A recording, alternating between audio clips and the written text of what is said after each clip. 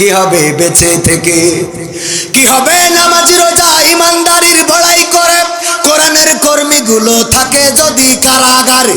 কি হবে নামাজি রোজা ইমানদারির বড়াই করে কোরআনের খাদেম যারা তারা যদি থাকে কারাগারে?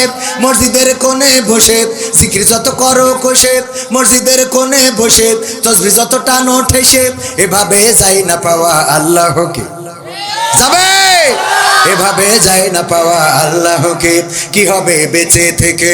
অযথা বিদ্যা শিখে যদি না গড়তে পারি শোষণবিহীন সমাজটাকে। কি হবে বেঁচে থেকে?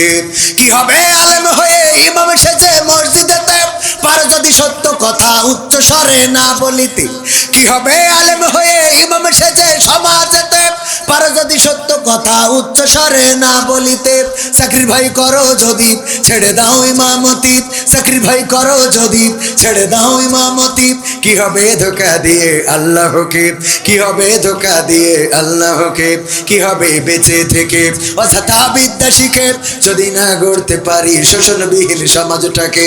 কি হবে বেঁচে থেকে? কি হবে নেতা হয়ে জনবলে ঘাড় ফুলিয়ে কলারুয়া গরম দেখে যদি থাকো ঘরে শুয়ে? আছে না নাই? কি হবে নেতা হয়ে জনবলে ঘাড় ফুলিয়ে রাজপথ গরম দেখে যদি থাকো ঘরে শুয়ে? এর সেই এসে যে গুজে ভিলেনের সঠিক পদে, এর সেই এসে যে গুজে ভিলেনের সঠিক পদে। দিয়ে দাও অভিনয়ে জীবনটাকে, দিয়ে দাও অভিনয়ে জীবনটাকে। কি হবে বেঁচে থেকে? অযথা বিদ্যা শিখে যদি না গড়তে পারি শোষণবিহীন সমাজটাকে। কি হবে বেঁচে থেকে?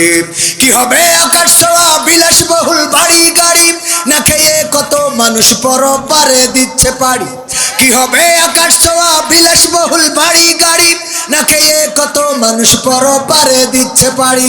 আজরাইল আসবে যবে মাটিতেই পড়ে রবে, আজরাইল আসবে যবে মাটিতেই পড়ে রবে।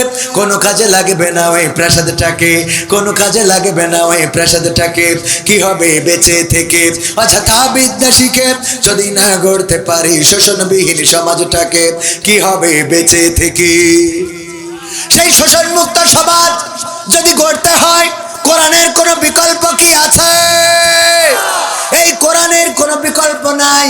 সুতরাং ওগো আমার যুবকেরা, তরুণেরা, কিশোরেরা, ওগো আমার বৃদ্ধরা, ওগো আমার মায়েরা, ওগো আমার ভাইয়েরা, ওগো বোনেরা, সবাইকে এতটুকু বলতে চাই, এই কোরআনের কাছে যদি আসেন, কোরআনের আঙ্গিকে যদি নিজের জীবনটাকে যদি গড়েন, কোরআনের আঙ্গিকে যদি নিজেকে গঠন করে নেন, আল্লাহ রাব্বুল আলামিনের পথে যদি নিজেকে পরিচালিত করেন, তাহলে আজ হোক কাল হোক এই সমাজের পরিবর্তন আসবে না? আসবে না?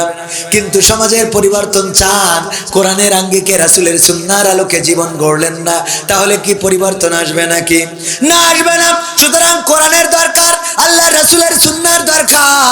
আল্লাহ রাসূলের সুন্নাহকে গুরুত্ব দেবেন। এই জন্য আমি যুবকদেরকে বলি, ওগো আমার যুবকেরা, আমার কয়েকটা কাজ করে দিবা। তার মধ্যে 1 নম্বর হলো আজকের যুব কমিটি, আমার যুব কমিটিদের প্রতি অনুরোধ, 1 নম্বর কাজ হলো আজান হয়ে যাবে মসজিদে চলে যেতে হবে।